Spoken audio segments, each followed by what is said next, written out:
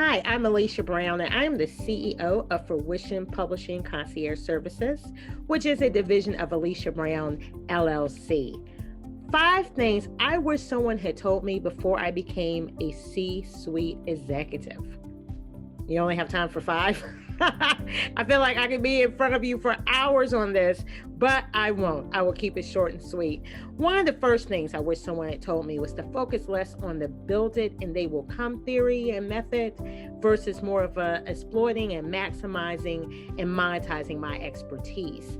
Because, so many people put so much money in their branding and their brand colors and the aesthetics of what their brand offers, what their business offers, instead of really focusing on what is your expertise, what is the solution that you and your company provides, and the people that actually need it. There's a lot of people, and I will go into my article about this. There's a lot of people that have no social media. Some of them don't even have websites, but they're generating a high amount of revenue and profits. And that's because they know what their expertise is, they know what solution they provide, they know who needs it and where they're located, and that's what they focus on.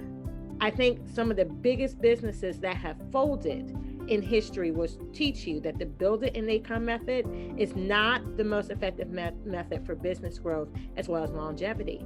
The second thing I wish someone had told me before I became a C-suite executive was to place less emphasis on your social media presence. And please avoid social media distractions. Statistics show that the average American, the first thing they do when they wake up out of bed, not pray, not necessarily go to the bathroom, not necessarily meditate or plan their day. They check their devices for their social media messages that occurred while they were sleeping, either Facebook, Instagram, or different social media platforms. And small businesses, especially solo entrepreneurs, oftentimes get mixed up in having a presence on social media and the content they need to create. And while that can be part of your marketing strategy, it is not what drives the business. So if you're spending so much time trying to create content in order to hopefully get the clients that you hope you can revert, this can be an epic failure because you're going to waste your revenue generating time that should be allocated elsewhere. The third thing I wish someone had told me before I became a C-suite executive, and I wish they had held me captive until I actually did it, was that you need to hire a VA or an administrative assistant. Even if it's only for a few hours a week, you need to start with the end in mind. And what you need to do is get in the habit of delegating things to other people. Yes, you have a fixed budget. Yes, you're just starting and it feels like you need everything and you may not necessarily have all the funds to afford everything. But trust me, a virtual assistant, VA, or administrative assistant is one of those things you need to make your first hire because of the fact that the administrative side to a business, if you're just starting with you, is what actually soaks up a lot of your time, but does not necessarily equate to revenue. So you, the CEO, if you're a solo entrepreneur starting out, you're spending all of this time in administration when you actually could have paid someone a minimal fee per hour or for a certain set number of hours to do that work for you while you went out and focused on the contracts and the things that actually make the cash register ring, so to speak. And if you're not doing that, you'll find over time, especially as you add your clientele and the business is growing, that you're doing a lot of things that you really shouldn't do. You're doing a lot of things that someone could have been hired from or that could have been outsourced to be done. And it's hard in the beginning for some more than others to switch over from an employee mindset to an actual C-suite level executive mindset.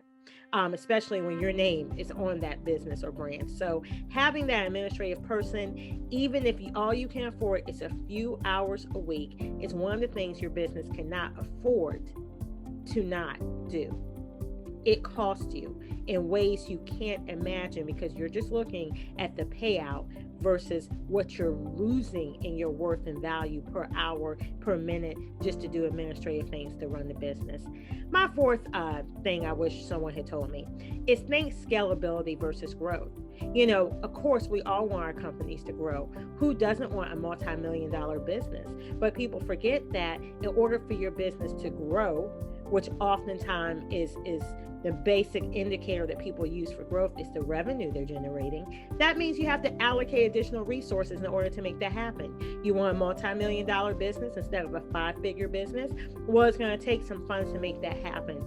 But if you're thinking about scalability, a business that is set to scale can have an increase without necessarily having such a big increase in what they're offering or in the amount of money that they're putting into growth.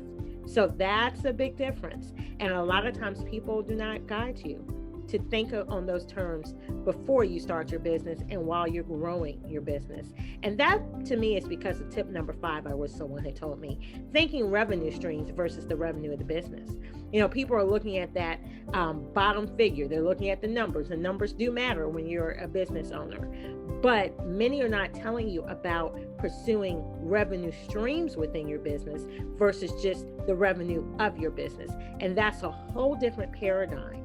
Those that are uberly successful and those people that seem to have longevity with their business often have many revenue streams within it.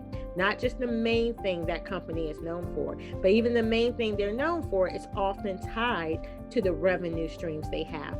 So as Alesha Brown, the CEO of Fruition Publishing Concierge Services, I wish these are the 5 things I wish someone had told me before I became a C Suite executive. And I hope you take them to heart and don't make the same mistakes that I did, because it will definitely shorten your learning curve.